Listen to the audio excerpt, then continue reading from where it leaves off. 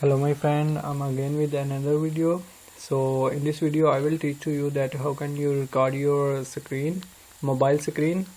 It's a simple method. You need to install one software from Play Store. So if you don't subscribe my channel, please subscribe my channel and like video and comment to share with your friend. So let's start now. Open your Play Store.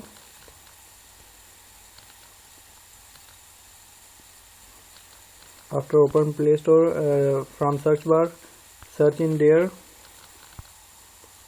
DU Recoorder.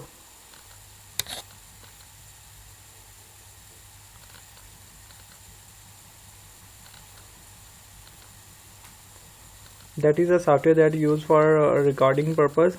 So I have already installed it. So you need to install it. I have already installed, so I will click on open button. After open it, you may also click on there. So that is a software that used for record your video, that what you are doing on your mobile, everything is captured. So click on this side or click on there camera button, click on there. After that you need to click on this button, and after that you need to click on the upper button that is red. So your video will be start. Look in there in side panel, they will show you that how much minute or how much second is recorded. Okay, so go back. Now everything is recording what you are doing, like that. You go to Google or anything, open anything like my